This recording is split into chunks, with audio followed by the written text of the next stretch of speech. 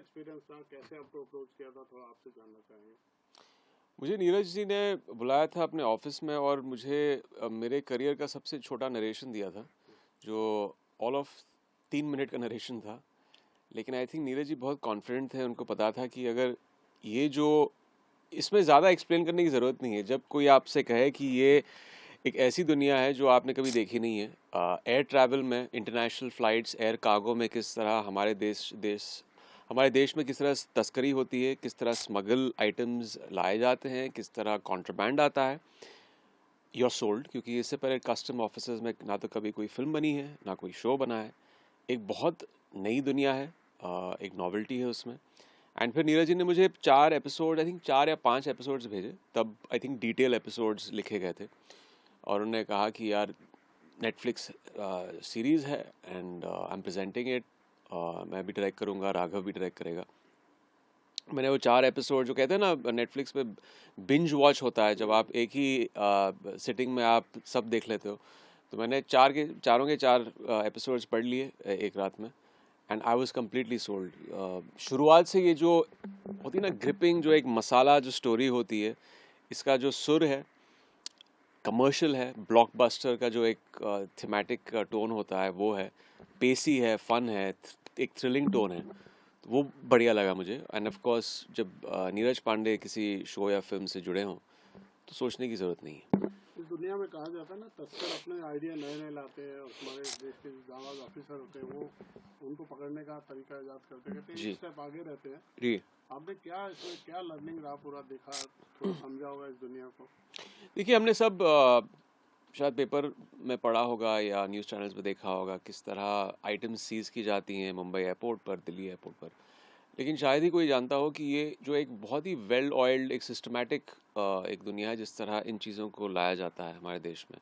Smugglers जो विदेश में रहते हैं और वो वहाँ से किस तरह एक बहुत ही प्लान तरीके से इन चीज़ों को लेके आते हैं आपके देश में, ये एक बहुत ही इंटरेस्टिंग और आई थिंक नई दुनिया सब लोगों के लिए।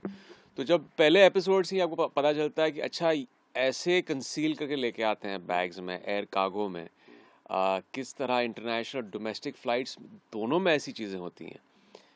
तो मैं ज़्यादा रिवील नहीं करना चाहूँगा इसमें, क्योंकि वो हम मैं नहीं चाहेंगे आपके कोई spoil एक्सपीरियंस तो। वही हो, अच्छा होगा अगर आप शो में देखें। But it's very very interesting किस तरह स्मगल किया जाता है, और ये एक आँख में चोली का खेल है। जब ये चीज़ें जब्त होती हैं एयरपोर्ट पर, जब सीज़ होती हैं, तो स्मगलर्स भी एक तरह से चौंकन्न हो जाते हैं और उनको भी कहीं खुद को रीइन्वेंट करना पड़ता है। अच्छा ये ऐसा पकड़ा गया था, अभी हमें कुछ नए अनोखे तौर तरीके इस्तेमाल करने पड़ेंगे इसको कंसील करने के।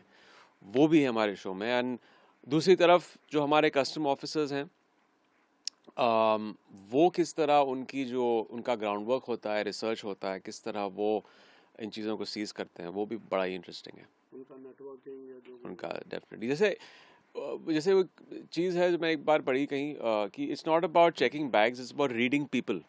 वो लोग किस तरह रीड करते हैं एक लाइन में, ग्रीन चैनल या रेड चैनल में। और उससे पहले भी जब किसी पे सस्पिशन होता है तो किस तरह का ग्राउंड वर्क होता है, महीनों लग जाते हैं रिसर्च करने में, उनकी ट्रैवल हिस्ट्री पढ़ने में, उनका जब जब आ रहे हैं किसी शहर में तो आधे ओवर पैक्ड, अंडर पैक किया है उन्होंने, क्या फ्रीक्वेंट विजिट्स हैं, वो लाइन में किस तरह उनका बॉडी लैंग्वेज है, फ़ोन पे लगे हैं या ज़्यादा नर्वस हैं या ओवर कॉन्फिडेंट हैं, ये सारी चीज़ें प्रोफाइलिंग में आती हैं कस्टम ऑफिसर्स की। तो वो भी बड़ा इंटरेस्टिंग है। कई बार तो जब चेक इन कर रहा होता है इंसान, तभी टिप मिल जाती है कि ये कुछ सस्पिशियस लग रहा है, और उसको हाँ, पूरा ट्रैवल पे ट्रैक किया नहीं ऑफ जाता है, कोर्स। और जब लैंड किया तब उसको। या जैसे आप कुछ खरीदते हैं अब्रॉड, विदेश, तो वो पूरा बैंक लॉग सिस्टम से आपके नेटवर्क से आपके गवर्नमेंट तक पहुंच जाता है, कितने की चीज़ खरीदी आपने, वहाँ पे वैट अगर आपने क्लेम किया तो वहाँ से फ़्लाइट निकलने से पहले यहाँ पे इंटिमेट कर दिया जाता है अथॉरिटीज़ को। ये वेट करते हैं कि क्या लेके आए हो आप, ये फिर डिक्लेयर करेगा या कि नहीं करेगा, वो सारी चीज़ें। पर्सनल लाइफ में ऐसा कभी कुछ हुआ, आप कोई ऐसा सामान लाए हो जिस पे कोई ऑब्जेक्शन लगा हो, ड्यूटी भरनी पड़ी हो, या ऐसा कुछ नहीं, एक्सपीरियंस? ड्यूटी तो जब हुआ करता था 90s में, एक दौर चला था जब दुबई से बहुत लोग ये वीसीआर आ रहे हैं ये। वीसीआर लेके आते थे, हाँ। सोनी ट्रिनिट्रॉन के टेलीविज़न सेट्स लाया करते थे सब लोग। तो मेरे फादर भी लेके आते थे, माई ग्रैंड मदर, तो हम लोग ऑब्वियसली उस पर ड्यूटी भरी जाती थी। बट आई थिंक हमेशा मुंबई एयरपोर्ट पे मैं कहीं पर भी बहुत वेरी कॉर्डियल, बहुत स्वीट रहे जो भी मिले हैं एयरपोर्ट पर कस्टम ऑफिसर्स। बहुत इंटरेस्टिंग होगा जब वो ये शो देखेंगे तो उनका क्या थॉट प्रोसेस क्या होगा, क्योंकि ये बहुत ही वेल रिसर्च शो है। नीरज जी, पूरी टीम, राघव, सब लोगों से बात करके, सीनियर लोगों से बात करके ये सब कहानियाँ बटोरी हैं और उनसे बात करके ऐसे सीन्स ये सब इंटरस्पर्स किए हैं। रुकिए और जरा ध्यान से सुनिए। क्या आप हमारी इन खबरों से अपने व्यापार को भी बढ़ाना चाहते हैं? तो आप भी खबरों के दौरान इस तरह के एलिमेंट्स पर अपना विज्ञापन दे सकते हैं, या फिर ऐसे खबर के 1 मिनट बाद अपना पूरा विज्ञापन डलवाएं, जो कि 8 लाख से ज्यादा सब्सक्राइबर्स और फॉलोअर्स वाले द फैक्ट इंडिया चैनल्स और पेजेस से राजस्थान के कोने कोने में पहुंचेगा और इससे आपका व्यापार, ब्रांड सब कुछ बढ़ेगा। कर रहे हैं वो कल आपको छेड़ा एक गाने वाने इस फिल्म, मतलब इस पूरी सीरीज में कोई गाना नहीं है? नहीं, जैसे मैंने कहा ना कि अच्छा बैकग्राउंड म्यूजिक है, यहाँ पे इससे काम चला लीजिए, क्योंकि आपको आई थिंक गानों की कमी महसूस नहीं होगी, बिकॉज इतना पेसी, इतना फन शो है कि आप इसी एक नैरेटिव में अब्जॉर्ब हो जाएंगे। वो जो पकड़ है शो का पहले फ्रेम से, उसकी कभी आपको महसूस नहीं होगी गानों की। और आपको जो रोमांटिक एंगल है वो भी आपने बोल दिया कि कल इमरान हाशमी है तो रोमांस तो होगा। वो अभी मैं पूरा खुलासा यहाँ नहीं करूँगा, आप देख लीजिए, शो देख लीजिए।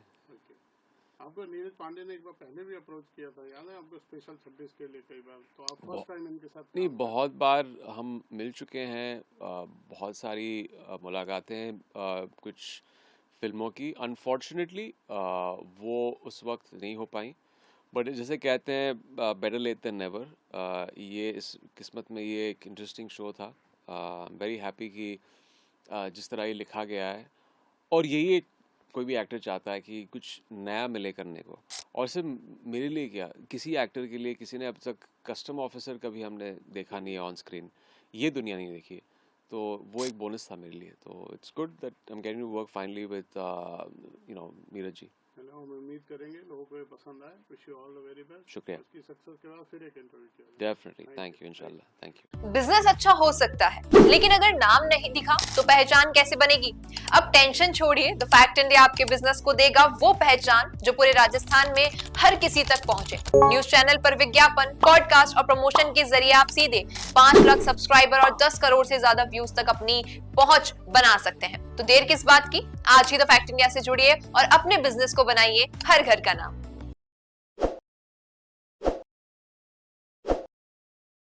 ताज़ा खबरों के लिए विजिट करें द फैक्ट इंडिया की वेबसाइट और डाउनलोड करें द फैक्ट इंडिया ऐप।